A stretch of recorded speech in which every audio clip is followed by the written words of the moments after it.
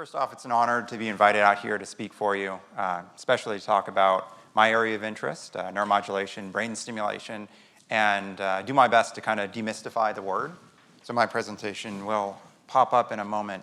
A little bit of background. I started looking at EEG back 2004 and UC Irvine Center for Neuropsychiatry. We're looking at schizophrenia, bipolar patients in units, and measuring little things called evoked response potentials. Give a little bit of a sound or a flash of light, and you see a little bump in the EEG. And since then, we started working with a little bit of stimulation, TMS specifically, but the goal was to see how we might be able to change how our brain's talking over time. And in a nutshell, I want to talk with you about that today. Different forms of neuromodulation, and making it so that when we're talking about brain stimulation, we have a better idea of what's happening from the basics all the way to application. And you've seen a few applications so far. Dr. Wan and Brosfield have shown you a few and sort of introduced this idea. I am an employee of Wave Neuro, which supports these clinics that are applying this guided form of TMS, transcranial magnetic stimulation. And I always like to start at the basic level. So we're going to talk about neurons because we've been talking about modulating them already. We're on a large scale. We're looking at trying to change how brain function performs over time. But there are these tiny little units, neurons, that comprise our organ. There are hundreds of millions of them. And each one has at least 3,000 to 7,000 connections. There's a huge density of connections. And at scale, that's a tremendous amount of interconnectivity. And just to cover the basics here on neuron doctrine, we know we need neurons for consciousness, but if we have a petri dish full of these neurons, we can't necessarily point at that petri dish and say it's conscious, it's sentient, it makes decisions and whatnot. So we know they're essential for consciousness. These are stained slides of neurons, and they have function. That is, they talk over time. And I always like to also bring up our heartbeat because our heart, as it beats, in a way, the cells are talking over time. So when we're looking at brain function, we're also looking at how brain cells are talking over time. And in this context, we're going to speak about the action potential, but there are a few components here that I just want to point out. All right, we have a resting potential. All brain cells kind of have this resting level. And when we go over that resting level,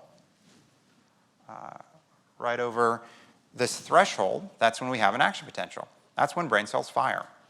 And here on the right, we have the propagation of firing down the cell body of a neuron as maybe we see that action potential go out. Dendritic or axonal connections connect with others, and that's when it's going to be talking with another neuron. Now, this is happening at a very large scale, and your neurons don't like to be quiet. They always like to be talking, and there are different speeds at which they might be talking. And we'll go over those speeds. You've seen some of these brainwave pictures already, but this is the basic component here. We have a stimulus, we have a firing period, and then we go through a refractory period afterwards where we kind of have to recover, and they're ready and they go speak again.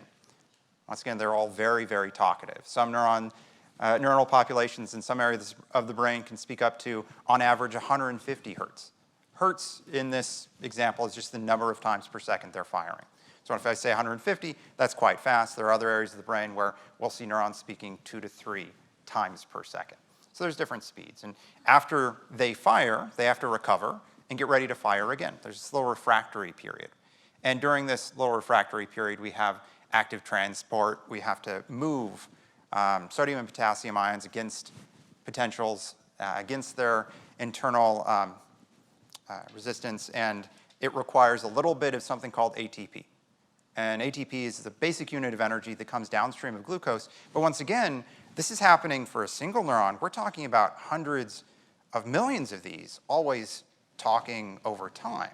So the load, when we're talking about the amount of ATP, the amount of energy or fuel that's utilized here is tremendous.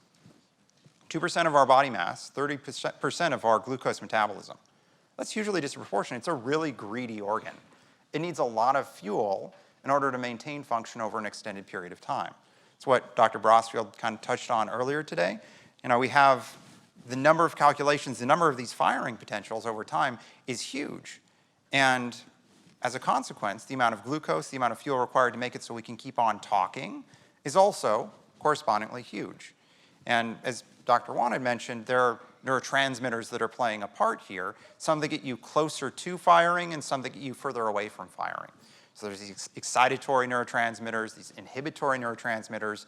Downstream of neuron firing, we'll see the release of these neurotransmitters, and this is how, in a way, they're signaling to others. So these are very basic science, but this is how one neuron might be talking to another from different areas or locally. And we have depolarization, hyperpolarization as these neurons get further away and closer to eventually firing. So now we're kind of starting to zoom out, drag you through the very basic single unit, but when we start looking at more of these neurons all together, we start getting these traces that are waveform activity over time, or how everyone's talking on average over time. The heartbeat, it's really straightforward. Everyone fires, we get a big old spike in the recovery.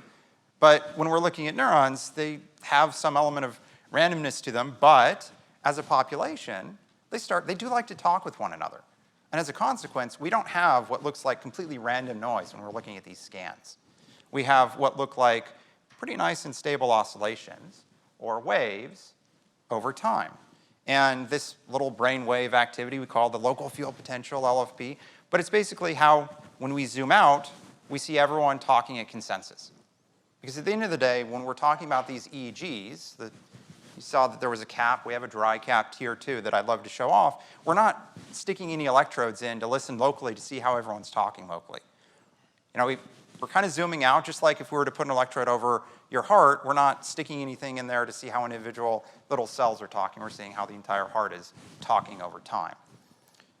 And the majority of the source we're looking at when we put little electrodes on our scalp, it's sort of layer 5, layer 6 of the number of layers in our neurons.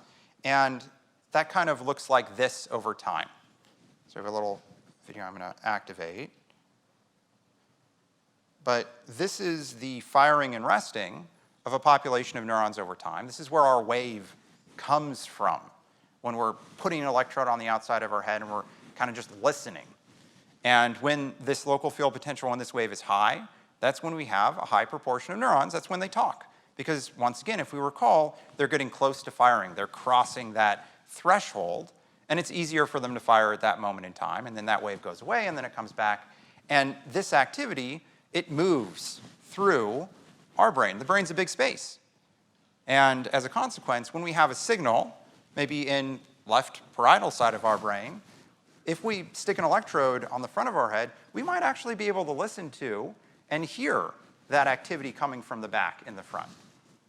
Very interesting concept, but it's similar to how if I stick an electrode right on my wrist, I'll be able to hear how my heart's beating. Now, there's a blood pressure wave and everything that comes along with that, but essentially in the brain, we're listening to how everyone's talking everywhere, and we like to put a high density of electrodes here, but even within these little cortical columns, different parts of neurons will be talking in different ways. And there's a little bit of overlap that might take place. So we're going to be talking about rhythms in the brain, different speeds at which everyone's talking. And hey, if we have somebody talking on one side of the room at one rate, a little louder than someone on the other side of the room at a different rate, if we're sitting in between, we're going to hear both. There's an integration of both. Which is why it's kind of interesting when we start looking at the entire brain to see how it's talking as a whole, and if all these rhythms are coordinated or discoordinated, and we start wanting to ask questions, why? Why might there be coordination or discoordination? And downstream of that, we can start talking about metabolism and function. But basically, this overlap means that there's mixed signals, and it makes the EEG, this recording that we're going to continue to try to demystify, a little bit more complicated than I think it should be if we want to be looking at it and understanding it. So the way I like to explain it, it's like when we put electrodes on the head or on the heart, we're standing, I drove out here from Orange County, so I have ocean over there, I have water, but we're standing next to the water, and we're seeing how waves are coming closer to us and further away. But it's a little difficult to see how those waves go side to side. All right? And that's another little problem that comes up when you're measuring brain activity or brain function, short of having these high-density meshes where you're sticking electrodes all over the place and getting a good view of how everyone is talking at once, all together, with one another or not with one another. And that then looks like this, where now we're putting an electrode cap, this cap of these electrodes of these little sensors that are listening to how the brain is talking, putting them all over the head. And EEG, as was mentioned before, it's not a new technology. It's been around early 1900s, Massachusetts General, back early 1900s, and it looks like this on the output.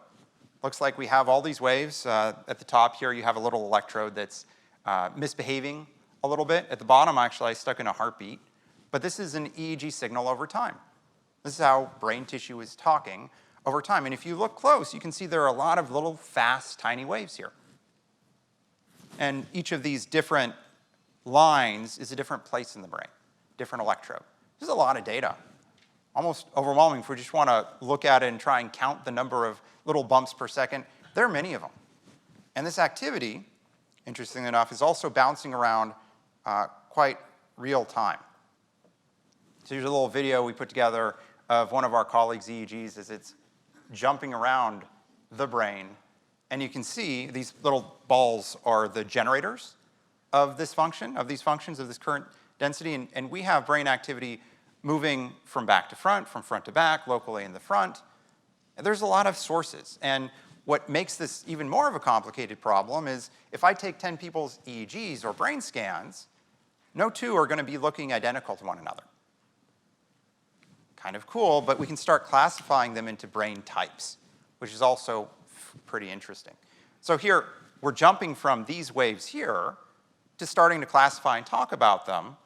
And once again, I'm going to kind of pause for a moment. Neuromodulation is sort of the name of the talk. Neuromodulation, neuro-brain modulation, we want to change that. But the question we have to ask is, what are we talking about changing at the end of the day? You saw some testimonies already from people who, and some videos, who functionally have been different. But the question is, what are we changing internally as far as how these brain cells are talking with one another, both locally and far away from one another? And what it boils down to is, yeah, there are different ways our brain might talk throughout the day.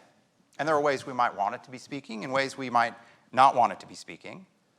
You know, we started our conference, everyone came in, registered at 8. I think we're starting to experience a little lull, feel a little tired, a little bit more drowsy. And that's what we see when we have slower brainwave activity. So we can kind of separate these things into, hey, I'm sleepy, slower brainwave activity, and I'm more awake, faster rhythms. And they have names for these rhythms. Delta, theta, these are the slow brainwave activities. Alpha, beta are the faster ones. And there's also something called gamma, which I don't have as a slide, but that doesn't move very far in the brain. It just jumps between cell layers. But this is what we're talking about when we start talking about rhythms in the brain and how our brain's talking. So ideally, if I'm up here and I have brain activity that's working as if it's half asleep, then I'm not going to be able to pick every other word out appropriately. I should be active, awake, and being able to engage with you. So in context of neuromodulation or brain stimulation, what we're trying to look at is we're trying to move brain activity either from slower activities to faster activities. So we're trying to speed things up. We're trying to slow things down, possibly. Or we were talking about these thresholds earlier. Some applications of brain stimulation try and make it so it's easier for you to fire, and other applications make it so it's more difficult for these neurons to fire. And at its core, that's what all the technologies that you're starting to see come out right now are doing. And there's a large number. I like to call 2019 the year of neuromodulation because there are headsets after headsets after headsets with different types of stimulation or underlying functions or goals or how they're talking about and marketing what they're doing. And I just want to demystify the background science as far as what exactly they're trying to accomplish. So in talking about neuromodulation, and I know it's a more active picture right here, but a lot of these headsets are utilizing electricity. And as we saw with Dr. Wan's presentation, there are implantable electrodes where they'll really navigate to an area of the brain and say, hey, troublemakers, you're talking too quickly or too slowly. Let's go ahead and try and wake you up or slow you down. And neuromodulation comes in a couple of different flavors. You have what we've been talking about here, invasive and non-invasive on the electrical side of the house. But if we go back 100 years, there was structural neuromodulation back in the day. Yeah, we're actually talking about going up through the nose and breaking connections. This is, in a way, one of the most basic forms of neuromodulation. You could argue a head injury is neuromodulation. I would argue that having chronic sleep deprivation for an extended period of time is a form of neuromodulation because your brain has to find a different way of working if it's changing how it's working over time, or if it's changing what fuel it has capable to utilize. So this is one of those basic underlying types of neuromodulation. We don't, thankfully, do these anymore since Freeman is done with his legacy. An additional type of very basic gross neuromodulation we've seen is ECT, electroconvulsive therapy. And this was thought of as very exciting when it initially came out because, hey, we're changing personalities. But at the end of the day, we have, when we were talking about these electrical systems earlier, if we're dumping huge amounts of charge into the brain, well, certainly you're going to be almost structurally damaging things, and you're certainly going to be disrupting how everyone can talk over time. You can think of this as taking the pads and hitting your heart, basically. That'll certainly jump it out, but we're looking at changes in how these brain cells are talking over time when you talk about ECT. And I like to start there because it's a very gross, basic form, but it's been utilized for many different applications over the years, from epilepsy, spasticity, headaches, chronic pain, et cetera, because at the very least, it changes things. That was one of the big foundations. Just like looking at the lobotomy, it changes things. Okay, well, we have to start somewhere. So if we know we're changing things, we then have to guide how we're changing those things. And you can guide that structurally. You can guide it in terms of speed. As we were talking about before, there are different frequencies at which our brain is chatting over time and talking over time. But this surgical invasive stimulation involves the implantation of an electrode. And through these electrodes, these little sensors, you generate charge. In context of what I pulled you through, if you apply charge, you'll get neurons closer to firing. You can force them to fire. And then you can start beating your drum at any frequency you want. Hey, if we want neurons to be firing up very fast, we can give them that frequency of firing. If we want them to be firing slower, we can force them to by pumping large amounts of charge into that space. So this is, as was mentioned, not opted for that often because it's very invasive, and unfortunately over time you get little tissue degradation around these implanted electrodes, so the effect kind of falls off. But there are other applications now making their way into the public space, and I'm seeing headsets now you can buy as a consumer that also employs different types of brain stimulation.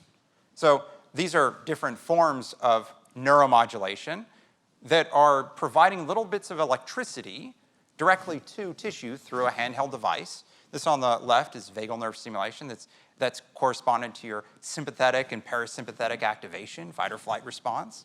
And one of the goals there is to try and upregulate or downregulate that response. Trigeminal, glossopharyngeal, there are these little tongue stimulators.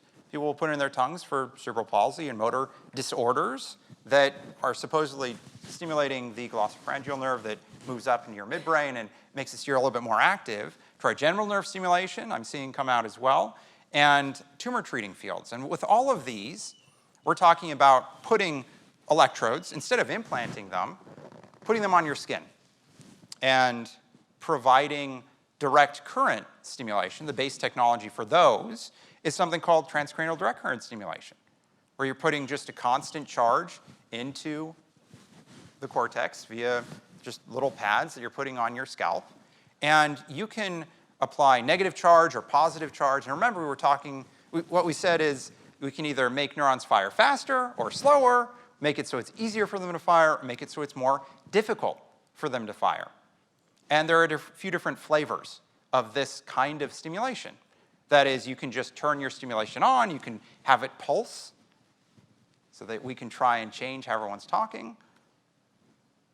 Alternating current stimulation. Basically, this whole field of science on the direct current stimulation side of the house is providing charge from little electrodes on the outside of your head, getting you so that you're closer to your action potential or further away.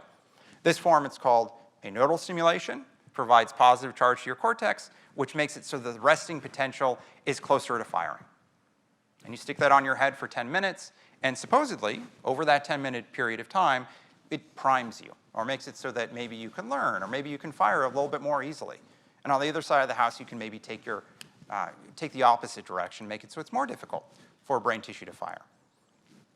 So we have these inhibitory and excitatory applications for this direct current stimulation. We haven't talked yet about the magnetic. That's coming up in just a moment. But just to give you an idea of what's happening in the space, there's also tumor treating field stimulation. This is where the patient who has a glioblastoma, and a glioblastoma is a tumor in your brain. It's inoperable, and the prognosis is we're going to decline until until the end. And the application here was these patients shave their heads, put these electrodes on their heads, and they turn this on for 18 hours a day. This is just on throughout the day. And if you kind of take it to an extreme and apply too much, this interferes with mitosis and makes it so that these glioblastomas don't grow anymore. So for these patients, this is FDA approved now as far as an application. Very interesting. It extends the period of life by about 6 months on average. So we're seeing really interesting applications on the extreme side of the house, on the less extreme when we're talking about direct current stimulation or transdermal stimulation. It's easier and lightweight, but unfortunately, we haven't yet seen that it really penetrates deep into the brain because your skin has a high resistivity to electricity. It kind of stays local. And that's one of the big detractors, unfortunately, from it, where you can go ahead and try to apply this, but we're not seeing a huge, overwhelming field of scientific evidence yet that it's really pushing you towards the direction you want to go, which is what takes us over to this magnetic stimulation. Saw a coil being put on someone's head earlier. I'll show you a video of that being performed. But TMS first came out in late 80s and was FDA approved in 2008 for depression. It received an approval for OCD, and there's some applications now that are applying a few different fixed parameters. But in general, you sit in a chair and you get this coil put on your head, and you have a magnetic field that's generated instantaneously. And it's generated instantaneously at a speed. Remember, we were looking at these beats before? We're going to go back and talk about those beats momentarily, but this magnetic field that's generated, it penetrates about 2 to 3 centimeters. So it actually moves through brain tissue. We know it's getting in there, instead of just kind of sticking and lingering on your just on your skin and not moving too far through cortical tissue. And it does so through something called the right-hand rule, where depending on the number of coil turns, the magnetic field gets stronger. And there are many different ways that you can stimulate the brain with this. Almost an infinite number. These are all of the different types of coils that are out there. Huge numbers. You can do this fast, you can do this slow. We're using this butterfly coil right here, which provides stimulation just locally, but there are different paradigms. Basically, you can then utilize this field of charge that you're making downstream of making a magnetic field, and you can say, hey, neurons, I want you to fire faster, slower, but this doesn't make it so they're closer to or further away from firing. It just kind of modulates the speed at which they're talking. And it looks like this. So this is a coil being placed on someone's head. And there are multiple positions we might want to be putting this coil because your brain's a big place. There are different ways that it talks in different areas of the brain. So in the back here, this is one of the possible generators of function and moves through the brain space. And we might be placing our coil over multiple places when someone comes in because, once again, we want different areas of the brain to be speaking the same way or in a different way from where they might be when someone's coming in.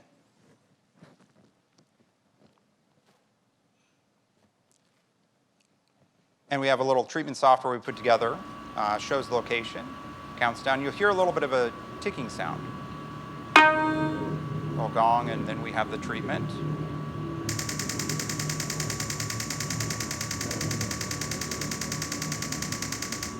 So that sound is the magnetic field being generated very fast. Can't even necessarily keep up with it as far as what we're hearing, but when you generate a magnetic field that quickly, it generates all this charge, and that's when we're saying, hey, brain cells, we want you to be talking. Because you might be talking a different way. Okay, so we're going to go on to the next slide. Interestingly enough, there are changes in genetic expression also based off of the frequencies that you're using for your stimulation, which I find interesting, but I'll move past fairly quickly. This is a comparison of two different types of brain stimulation with the TMS coil. One is 70 hertz, 70 times per second. One is approximately 30 hertz, 30 times per second. And what's interesting about this is you see upregulation of a few genes here that are indicated as being lower on the Alzheimer's side of the house.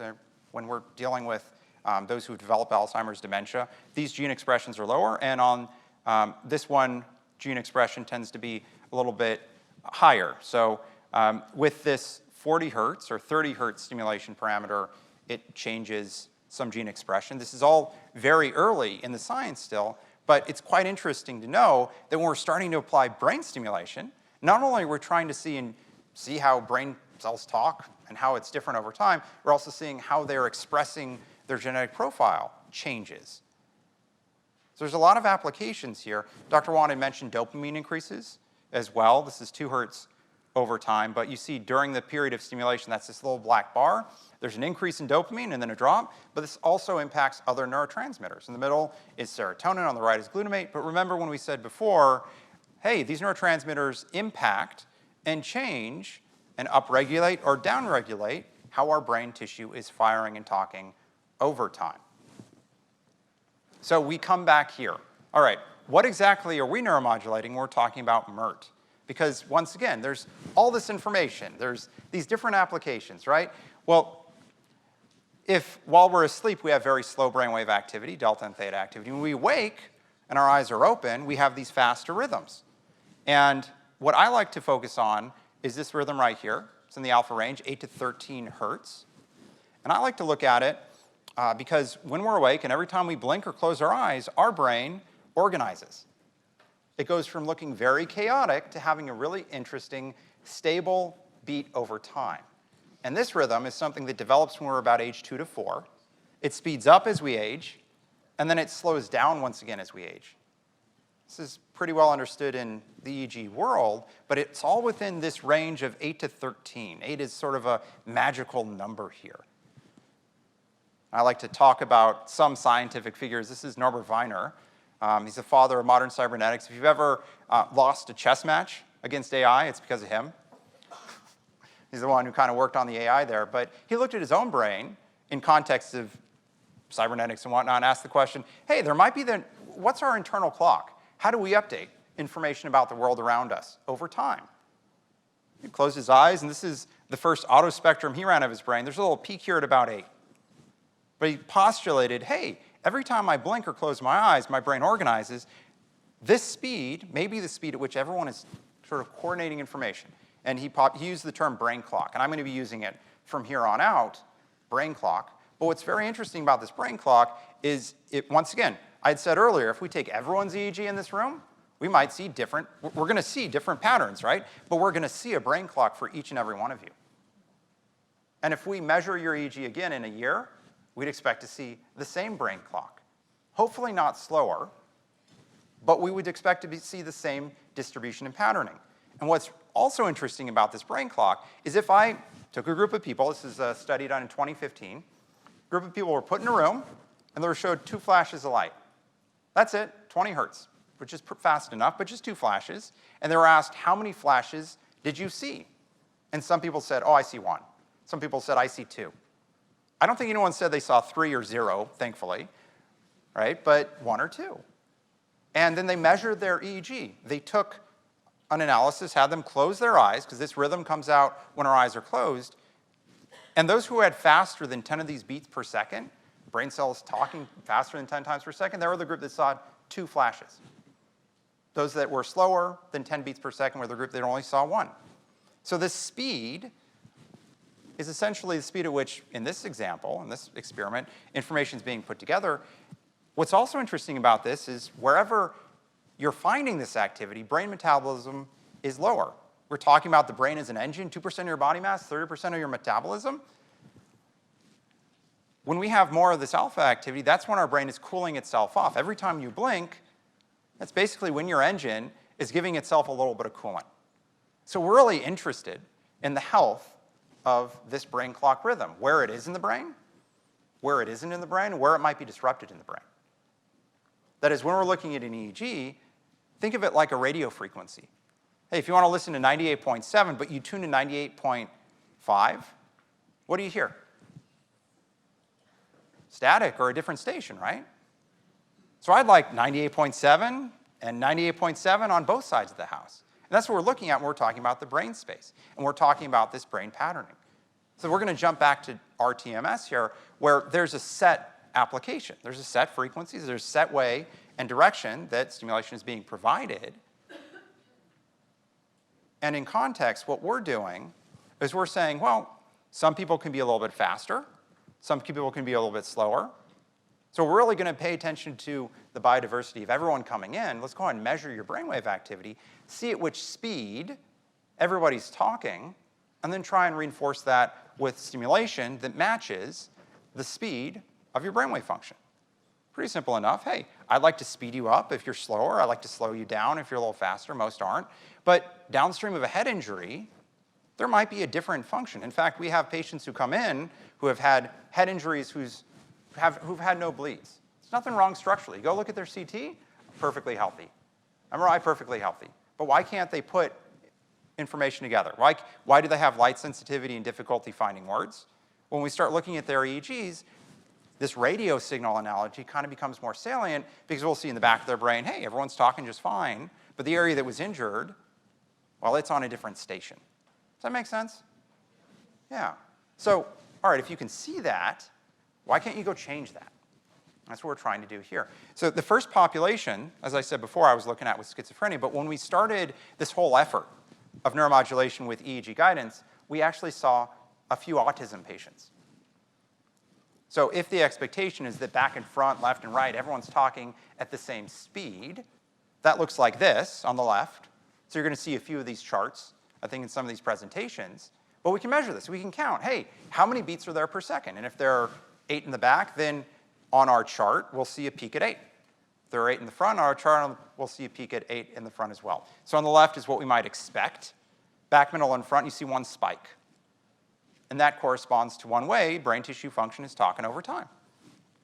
But when we looked at our first ASD cases, in the back, they're taking information in very well. But when it comes to putting that information together, understanding it, keeping up with it, that all occurs in the front of your brain. And what's happening up there? We don't see the same spike, do we? We see a little spike off to the left. Remember we were talking about slower rhythms? Well, in this example, there's a large amount of slower activity in this boy's frontal lobe. So even though he can take information in, he can't keep up with it. That should translate to some disruption in function. And in fact, this was someone who's nonverbal upon coming in, would respond to prompts, but wasn't able to keep up with the information and actually showed quite a bit of anxiety.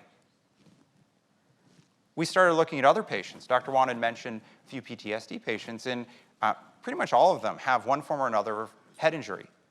Remember, I was saying a concussion case earlier? This is what we see and have seen in our concussion cases. But you can see there's a big spike, but it's a lot slower than what we might expect. It's back in that theta-delta activity range. Remember I said theta activity? That's how your brain acts and behaves when you're in stage 1 sleep.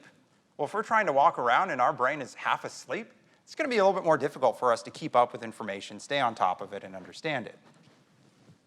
And we've also had a few Alzheimer's cases come in, Parkinsonian patients, dementia patients.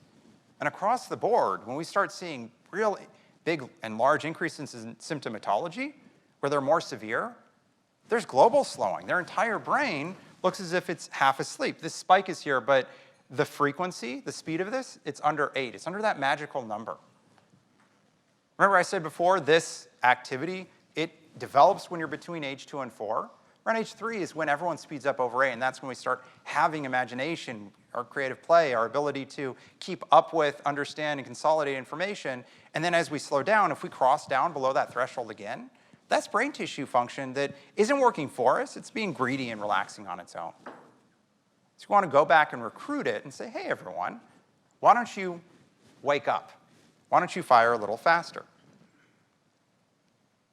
And in context, that's what we're doing with this TMS, and that's why we call it MERT, because we want to take a look and see how brain tissue is working, how it ought to be working compared to where it is, and then change that. And we do so with this repetitive stimulation. So I want to show you a quick case just to give you a little bit more information. This is a stroke case. That's someone who came in with a left posterior cerebral artery stroke. It's a little bleed in the left back side of his head. Very, very small.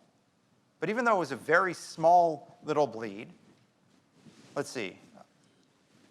No facial. We find that there's right hemiparesis. There's actual paralysis, motor aphasia. Actually had word-finding issues. Left eye was moving, traveling. And when we're looking at these peaks, they don't really line up the way we saw before. Someone who was perfectly intact prior to the injury, and it is an injury, and then was disrupted in function from the left back side of the house. And if we kind of take this out and expand it and just look and see how he was after the stroke. Now I'm trying to get everyone here to read brainwaves. Thank you for your patience on that. But there's a slow peak on the back left side of the house. On the left side, right next to the injury, there's a faster peak on the right side. So the area of the brain that was unaffected by the stroke is still talking and beating the way that it was prior to the stroke. But the tissue local to where the stroke was, that spike is at about, let's see, it's about 6 hertz. That's about stage 1 sleep. So every time he tries to talk, brain tissue local to where we should be utilizing for talking, it's not allowing him to talk. It's sleeping. It's not that it's dead. There's only a little bit of tissue necrosis that goes into his injury. But what's very interesting is if, back side of the brain, we look at the top traces. So I was looking at the bottom traces. But if you look at the top traces, look how everything is slower there. There's a big old peak near the top here that are far off to the left. His entire frontal lobe is asleep, even though he had a head injury in the back of his head. That is, we said this wave travels through our head. Well, it's like knocking out Wi-Fi at its source. Or maybe there's a signal repeater that you knock out along the way. So at its base, what we're doing is we're taking these scans, patients who are coming in, we're applying stimulation, and this is pre-post. This is the concussion case I had shown you before. He isn't the concussion case, but this was a 22-year-old female whose head went through a windshield. And we saw her about 3 days later after her scan for blood flow, after her CT, which was clean. Everything was clear. There was no structural injury. However, she couldn't string a sentence together or 2 sentences together. And now if we're looking, hey, back of her brain's taking information in just well and fine, but as far as frontal central activity, it's half asleep. So we can't expect her to have that type of function. But then we applied this stimulation daily and said, hey, I know how you ought to be talking, brain tissue. Stop being lazy. There's nothing still existing in there that's keeping you slow. Let's go ahead and give you the instruction. Let's beat the drum. It's kind of like putting someone on a swing and using your pinky finger. And you just need to push the right rate. Because once again, person to person, we all kind of vary with our speed, how our brain would like to be talking. And if we can nudge it at just the right speed, well, over time, we can see a recovery. And that's when all of these really good stories that you're hearing today, it's only after we're changing how brain tissue is talking over time that we're seeing those changes in function. That is, there has to be something that you're making different as far as how brain cells are talking before you'll see people saying, oh, now I can go access and utilize what was, I was unable to utilize before because my brain was asleep. So I just have one more case to show, and this is a video. This is one of our autism cases, nonverbal, and she was one of a pair of twins. So her sister didn't have autism, but she was very severe. No words, no speech. Her motor tone was very, very low. And the family that came in to try this MERT for a month, they had tried everything else. They'd gone down the diet route. They had gone down the stem cell route. They had gone down every single route imaginable. There's fecal matter transplants they had gone down, everything. I'm talking about trying everything this world has to offer. Nothing was different. And the video I'm going to show you is a good day. The mom was really happy and excited about this video because at the very least her child wasn't in as much pain and screaming as much as she usually would, because they would go to a store and she would just scream constantly, and that would until she left. So if we can go on to the next video. Y la cabeza, ahora la cabeza. Enséñame la cabeza. ¿Dónde está? She couldn't even hold her head up straight. The motor tone was so low. But this was a good day. Right here. So she came into treatment. She came in to get MERT, this repetitive stimulation where, now that I've dragged you all through, right, talking about neurons and whatnot, where we're making it so that brain tissue, it's easier for it to talk globally in one way. We applied the stimulation, and the next video in a moment is a video after, I think it was after 1 day, no, it was 2 days of stimulation. Okay, she came in, we did our EEG, we did stimulation, next day did another stimulation. And remember, this is a child who is absolutely nonverbal, wouldn't repeat. And if we can go on to the next slide. And we can play. Marcelita. Marcelita. Marcelita. Papá, te amo. Papá, te amo. So this is, her mom basically took video and said, I want you to say I love you to all your family members. And she took video and she sent it off to each and every one of them. But her first words were not these. Her first words, she was fighting with her sister over a lemon that her sister had taken from her, and she had come up to her mother and said, mi limon, my lemon has been taken. So she already had that language in there. It had already been stored. Back of her brain was working just fine. It's just frontal lobe function that was not allowing her to put that information together and express it. So they went through, and this was 7 years ago. So we've been doing cases like this where over 5,500 patients now globally. We're working with brain health restoration in Coachella Valley here and a few other brain health restoration locations, and we're extending it. You've heard us talk now about a good number of different patient types because, hey, from my perspective, whether it be PTSD or traumatic brain injury or Alzheimer's or dementia, we're looking at a difference in how our brain is talking over time. Just like, hey, if you see a difference in how your heart's beating, you might say, I need to go address that. Now we're asking the question, can we see how our brain's beating? And can we then go try and address that and focus on addressing it the right way with guidance from someone's own brain scan and brain tissue function? So now I have a video next in a moment of her, I think this was earlier this year. Okay, she is a native Spanish speaker from Panama, but she was assigned a project to give a presentation in English. And it was, give a report about a famous figure, and she was assigned Hillary Clinton. So we'll show that now. Tranquila, Raquel, tranquila. Good morning, teacher, parents, and classmates. I have the pleasure to present my speech about Hillary Clinton. I was born on October 26, 1947 in Chicago, Illinois. My parents were young adults in Rome. I grew up in the suburbs. My dad had a small business. So her mother had, she sent me the entire video, of course, and we can hear that if we want. But she had practiced this without her parents knowing, on her own, and she obviously still has some ways to go, because from my perspective, it wasn't until we started applying stimulation that we actually got her brain into a place where it could talk to itself about how information was coming in. So she's still delayed by 5 years. However, and regardless, her anxiety now is almost non-existent. That's what we were looking at when we were looking at brain activity that is asleep on the job. Hey, if you're taking in all this information, we'll see this across the board. And the autism patients, they rock.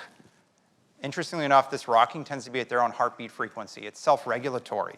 But we'll see this in our PTSD and anxiety cases as well. They'll rock as well. This behavior is universal. self-soothing, trying to self-regulate. And Dr. Wan had mentioned a heart-brain connection, and there certainly is. I don't have time to go into it today.